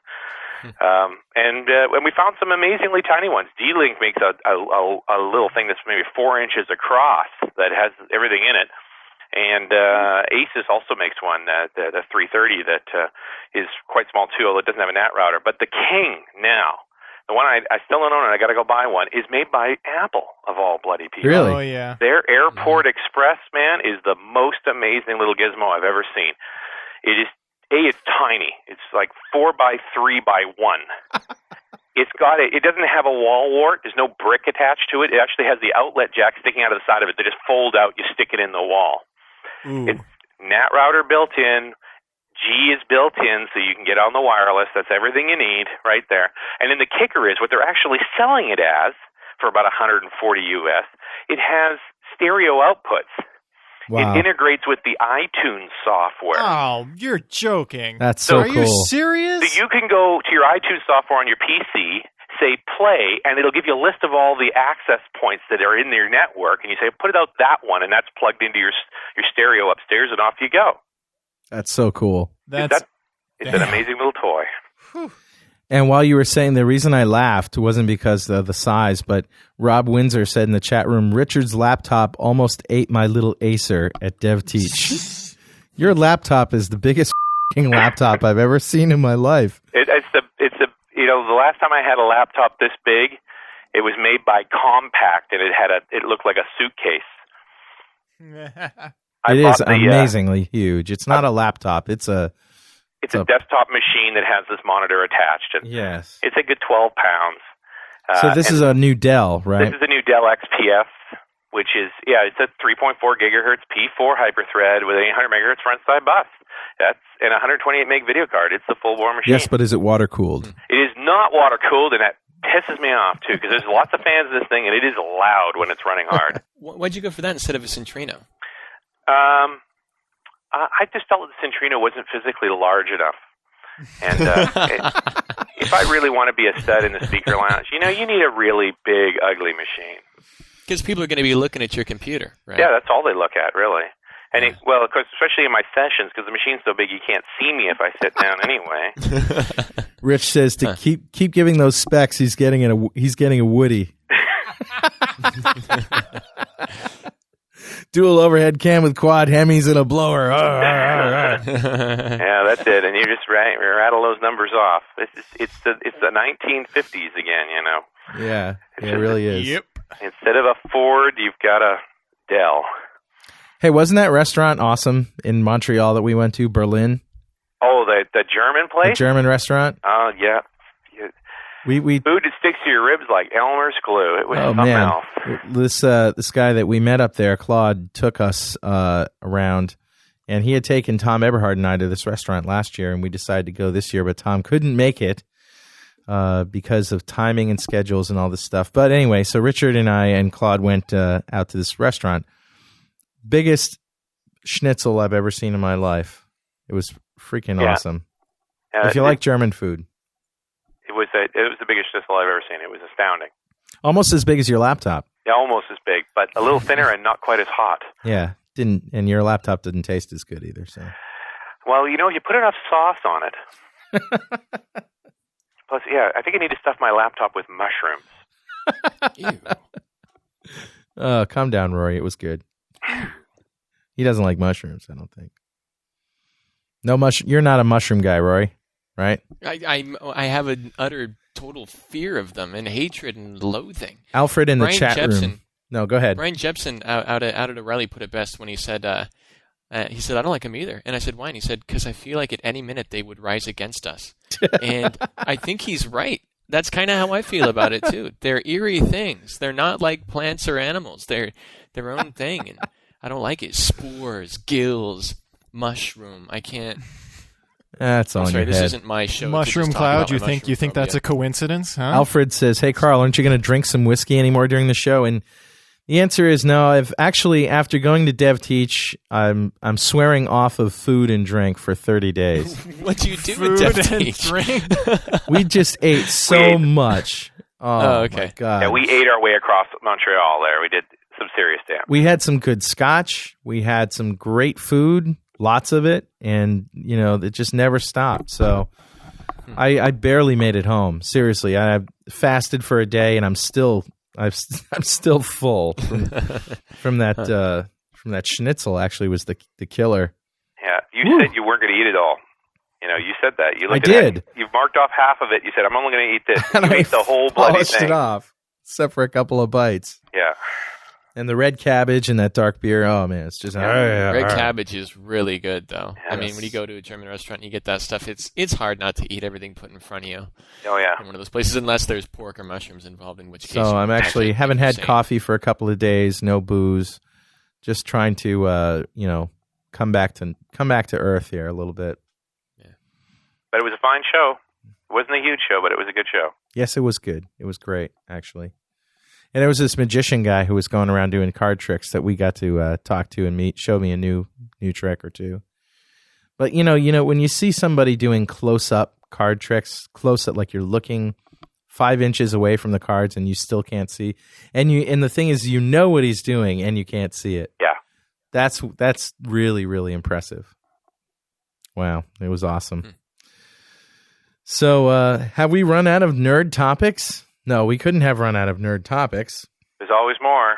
There's the next generation of water cooling gear is coming along now. They're getting into more passive cooling. You don't need fans on your radiators anymore. You've actually got artwork radiators. These 4-foot tall blue lumpy things that you cool your machine off with without actually having a fan at all. Jeez. And you have a 4-foot tall thing instead, right? I mean, well, because bigger's always better. Yeah. Oh, I guess so. You're right. Yeah. Well, Richard, it's about time where we come to the end of our discussion. So, is there any last minute things that you want to last minute words of wisdom to impart on the listening audience out there? Kids, don't try this at home. Especially the liquid nitrogen bit. Stay away from that. It's bad for you. That's actually true. Yeah, I've got a buddy who accidentally swallowed some and he just about died. We were at no, I'm not going to tell my story. It was really gross. Swallowed liquid nitrogen? Yikes! How do you just a little bit? Yeah. How do you do that? Well, that's it part of the involves stupidity. lips. Oh man, it was actually at my own college. We had this thing called Nitrogen Day, and the whole day long, you just do stuff with liquid nitrogen. And this guy was making ice cream for people with liquid nitrogen, right? And he was also pouring it in their beer, and he was pouring it in their soda, and that's actually okay. As long as you don't swallow any of it, it's okay. But in doing something, he accidentally swallowed a little piece of it, and he collapsed. He fell to the ground. He couldn't say anything because the stuff expands. It expands by something like 600-fold. It's incredible. So you have a little tiny nugget inside of you, and it just gets huge. And he was just pointing at his back frantically. And this girl ran up behind him and smacked him, and he simultaneously belched, the loudest belch I've ever heard in my entire life. And he farted just like this thunderous, incredible. Good Lord! You know, there was like a slapback echo from the walls. And then he got up, he looked at us in a dazed fashion, walked 3 feet over to a tree, puked his guts out, and then passed out. And he was okay though. Oh my God! You know, he was a pretty seasoned drinker, so this was like just sort of par for the course for him. You know, but ouch. Ouch! You don't want to drink liquid nitrogen. How's that for words of wisdom, folks? Yeah, don't. What a way to wrap up the show, man. He's lucky to be alive, really. A lot of people die from that. It'll freeze your lungs on the way down. It's one of the things it'll do. Like, you don't need to put that on the list of things not to do. Don't drink liquid nitrogen. It's like, don't chew broken glass. Yeah, don't apply a nail gun to your head. Don't bite a high voltage wire. That's one of those basic things. All right, man. Look, man, it was college. We didn't know anything yet. We had to learn things there, and then we were smart afterwards. All right. Well, Richard, we're going to have to say goodbye. But listen, thanks for doing the show. This was a great departure from our normal, usual, boring web services, blah stuff. So I really, really appreciate it. It was good meeting you, and thanks again. What can I say? Thanks, Carl. It was a lot of fun. See you guys later. All right, we'll talk to you later. What do you think of that, Rory? I actually thought that was pretty good. I like these shows that we do that aren't necessarily .NET focused. Me too. Just because it's fun to break it up every once in a while and do something different. And hardware is something we hadn't done yet. And to be honest, hardware is something I've gotten away from over the years. As me too. Software oriented, and hardware's gotten too complicated. So hardware's become a real pain in the ass. You guys are just jerks. Then there's Jeff. I'll tell you why. Hardware is like buying hardware nowadays is like buying toothpaste, right? You buy your tube of Crest Tartar Control, 1 week, and then you use it up, and you go back the next time, you're like, I want to get another tube of that. But they don't have it. Instead, they have Crest Tartar Control with Fresh Breath crystals or something, all right? And you use that up, and then you go back and you get another one. Now they don't have that anymore. And they've got like Tartar Control Fresh Breath Crystal whitening, glistening toothpaste. It's orange flavored. Toothpaste technology proceeds extremely quickly, and it leaves a lot of us behind. And that's kind of how I feel about hardware. Yeah. So I was glad we had that talk, and I feel less afraid of the world now because Great. Great. Dude, I can't wait until your medication kicks in. Yeah. All right, man. Well, listen, on behalf of... The namespace. Oh, yeah, the namespace. Yeah. Well, this is the time in our show where we give away some swag, and this show we're doing something a little bit different.